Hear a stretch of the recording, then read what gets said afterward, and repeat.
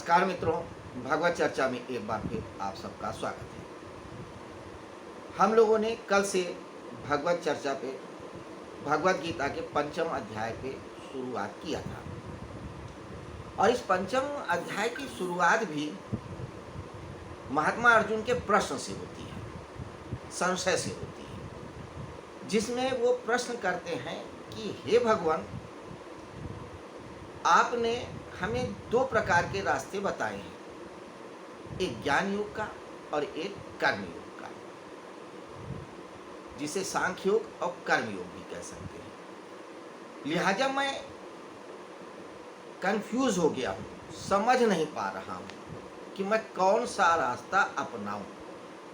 इसलिए आप एक रास्ता बताएं निश्चय करके। ऐसा ही कुछ महात्मा अर्जुन ने दूसरे अध्याय में भी कहा, तीसरे अध्याय में भी कहा था कि भगवान, यदि ज्ञान श्रेष्ठ है तो मुझे ज्ञान के रास्ते पे चलने का आदेश दें, और अगर कर्म मुख्य है तो कर्म पे चलने का आदेश दें। एक बात बताएं।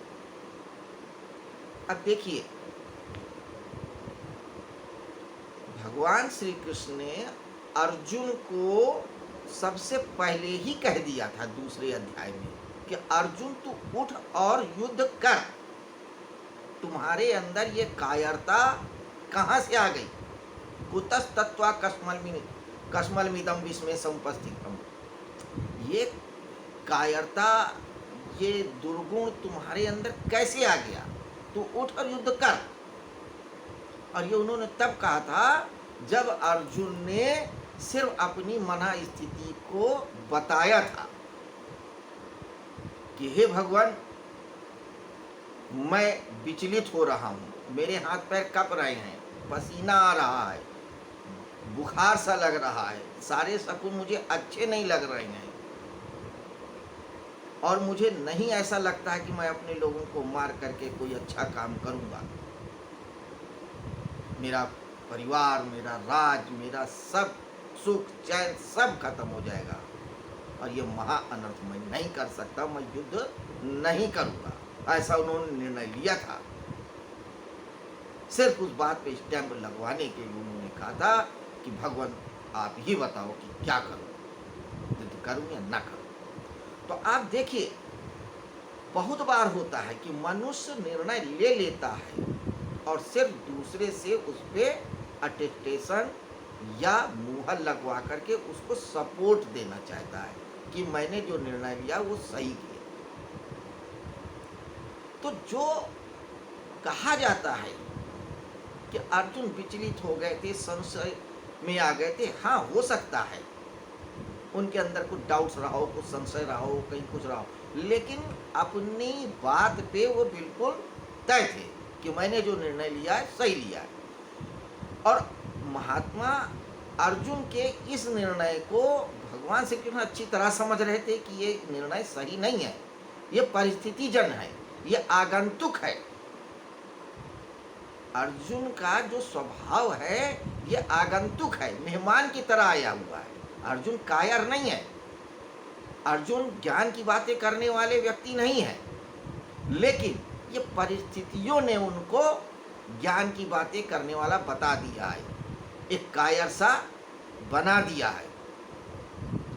इसलिए भगवान श्री कृष्ण उनको युद्ध करने की और कर्म करने की बात करते हैं, लेकिन जब अर्जुन बार बार दलील देते हैं तो भगवान श्री कृष्ण उनको दलील के द्वारा ही समझाने की कोशिश करते हैं कि ठीक है, तू अगर आज्ञा नहीं समझ रहा है तो दलील समझ। और दूसरे अध्याय में उन्होंने 11वें अध्याय से लेकर के 30वें श्लोक तक ज्ञान की बातें बताई, पंडिताई की बातें बताई, शास्त्रों की बातें बताई,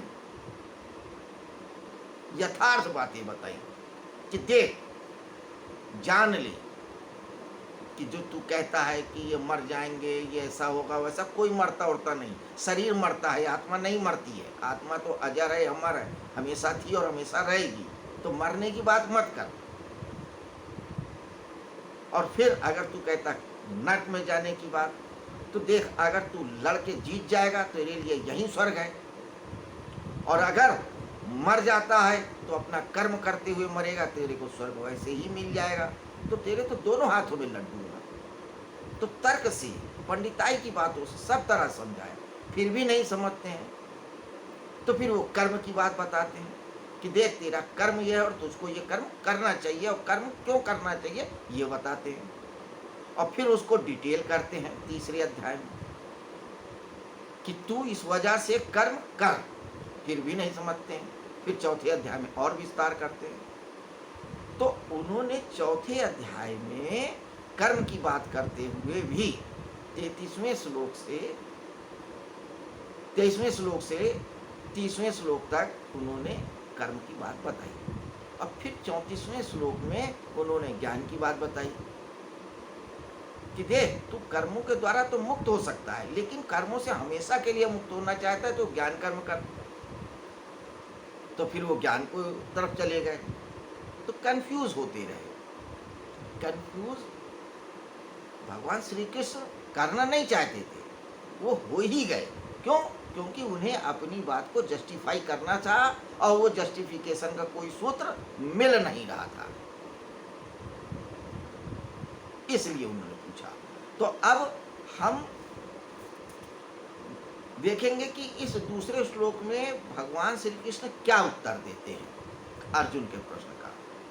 ये बातें मैंने सिर्फ कल की चर्चा को समअप करने के लिए बताई कि जो कल हमने चर्चा में किया वो हमें रिवाइज हो जाए। हमारा लोगों का यही तरीका है, आपने देखा होगा कि हम लोग इसी तरीके से चर्चा कर रहे हैं तब से, कि पिछले दिन की चर्चा का एक रिवीजन करते हैं, फिर आगे दिन वाले दिन बात की कुछ भूमिका बनाते हैं और फिर श्लोक पे आते हैं। तो अब आइए अब श्लोक पे आते हैं। श्लोक कहता है संन्यासः कर्म योग निःश्रेयस्करा भव तयोस्तु कर्म संन्यासत् योगो कर्म योगो विशिष्यते। संन्यासः कर्म योगस् निःश्रेयस्करा भव। संन्यासा, संन्यास का यहाँ पे अर्थ सांख्य योग से है, ज्ञान योग से। तो संन्यासा कर्म योगस्य, कर्म योग के परिप्रेक्ष्य में या समक्ष अगर हम रखें सांख्य को, तो निःश्रेयस करा भव, तो जो निःश्रेयस यानी कि कल्याण करने वाला है कर्म संन्यास होगा। संन्यास कर्म योगी है।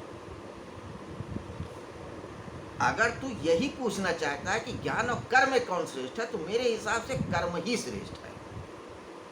फिर वो आज्ञा देने की लिहाज से डिसाइसिव वे में बता रहे हैं कि कर्म ही श्रेष्ठ है, तू कर्म ही कर।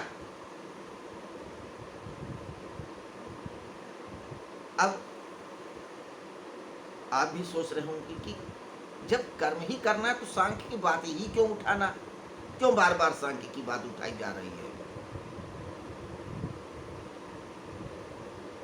समझिए, एक्चुअली हम सारे अपने संशय से, दुराग्रह से, पाप से, पुण्य से हमेशा हमेशा के लिए मुक्त हो सकते हैं दो ही तरीके से, या तो अकर्म में उतर के और या ज्ञान से। या तो जान करके मुक्त हो सकते हैं और या करके मुक्त हो सकते हैं, दो रास्ते हैं, इसलिए दोनों रास्ते बता दिए। अब ये मर्जी है, तुम्हें जो उचित लगता हो उसको कर लो। क्योंकि कृष्ण भी तो सोच रहे थे कि भैया ठीक है, तू खुद निर्णय लेना, पढ़े हो, लिखे हो, समझदार हो, वयस्क हो, इतना तो निर्णय ले ही सकते हो कि क्या उचित है मेरे लिए। जो तुझे आसान लगता हो तू रास्ता अपना ले। तो इसके अलावा एक बात और है कि सांख्य योग से मुक्ति का अर्थ क्या है। एक्चुअली सांख्य या ज्ञान योग ये कहता है कि संसार कुछ है ही नहीं, संसार स्वप्न है, उसका अस्तित्व ही नहीं है। ब्रह्म सत्यम जगत मिथ्या, कि ब्रह्म ही सत्य है और जगत मिथ्या है, झूठ है, स्वप्न है। जितनी देर स्वप्न देखते हैं उतनी ही देर वो यथार्थ है। आँख खुली उसका कोई अस्तित्व नहीं, हम उसके बारे में नहीं सोचते। कभी हम चर्चा ही नहीं करते कि रात में हमने क्या देखा। कभी याद भी आ जाता तो हंस के टाल जाते हैं, क्योंकि जिसका अस्तित्व ही नहीं उस पर क्या चर्चा करना। तो सांख्य योग ज्ञान योग कहता है कि ऐसे ही ये संसार है। तू जब जान जाता है कि ये स्वप्न ही है तो फिर स्वप्न के लिए क्या करना, क्यों लड़ना, क्यों झगड़ना, बात खत्म हो गई। रस्सी को सांप समझ बैठे थे, अब रस्सी को रस्सी जान लिया, बात खत्म हुई। अब क्यों रस्सी को हम लाठी से पीटे, जान लिया कि हम मुक्त हैं तो हैं। तो ये ज्ञान ये कहता है। कर्म योग कहता है कि ठीक है, आपकी बात मान लिया कि सांख्य के तू सही कहता है कि संसार मिथ्या है, लेकिन मिथ्या है इतना तो सत्य है, स्वप्न है इतना तो सत्य है। तो जितनी देर स्वप्न देख रहे हैं उतनी देर तो सत्य है। हम जन्म ले रहे हैं, पैदा हो रहे हैं, बड़े हो रहे हैं, पढ़ रहे हैं, लिख रहे हैं, विवाह कर रहे हैं, राज्य कर रहे हैं, नहीं कर रहे हैं, जो कुछ भी कर रहे हैं, इतना तो सत्य ही है ना। जब ये स्वप्न टूटेगा तब देखेंगे। अभी तो स्वप्न चल ही रहा है। जब स्वप्न चल रहा है तो ये यथार्थ है, यही सत्य है। और जब ये सत्य है तो इससे कैसे छूटा जाए। ठीक है, मान लिया स्वप्न है, लेकिन जब स्वप्न टूटेगा तब ना तुम्हारी बात को मानेंगे। अभी तो स्वप्न नहीं टूट रहा है, तब क्या करें। तब के लिए कहते हैं कृष्ण अकर्म में उतर। कर्म करता हुआ भी तू ये जान कि कर्म नहीं कर रहा है, बस तू कर। जैसे हवा चलती है और पत्ते हिलने लगते हैं, कि जैसे पहाड़ से नदी उतरती है और बहती चली जाती है, कि जैसे कोई बीज डाल देता है जमीन में, हवा मिलती है, धूप मिलती है, पानी मिलता है और वो बड़ा होने लगता है। जैसे चांद सितारे चल रहे हैं, पृथ्वी अपनी धुरी पे चक्कर लगा रही है, चांद पृथ्वी के चारों चक्कर लगा रहा है, सारे ग्रह सूरज के चक्कर लगा रहे हैं, सूरज महासूरज के चारों चक्कर लगा रहे हैं। बस ऐसे ही तू कर, उसमें कोई उद्देश्य मत ढूंढ, उसमें कोई लाभ हानि, कोई इच्छा अनिच्छा कुछ मत कर, सिर्फ कर, बिना किसी आकांक्षा के, बिना किसी कामना के, बिना किसी उद्देश्य, तू बस कर, तो तू मुक्त हो जाएगा। क्योंकि बंधन में ही इसीलिए पड़े हैं कि कर्मों का जो इंप्रेशन है वो हमें सुख और दुख, अच्छा बुरा, पाप और पुण्य का फल देते हैं। तो अगर तू संसार को स्वप्न समझता है तो तेरे लिए ज्ञान का मार्ग है, या अगर तेरे को ये लगता है कि मुझे जानना ही मुख्य है, कि मैं जानना ही चाहता हूं कि ये स्वप्न है तो कब तक स्वप्न है, कैसे स्वप्न है, तो तू फिर ज्ञान मार्ग पे चल। जैसे बुद्ध निकल गए थे, बुद्ध ने तो नहीं पूछा था, या पहले ऋषि रहे होंगे, तो तू ज्ञान का मार्ग अपना ले। और अगर तुझे संसार सत्य लगता है तो कर्म का मान ले। तो ये टाइप की बात है।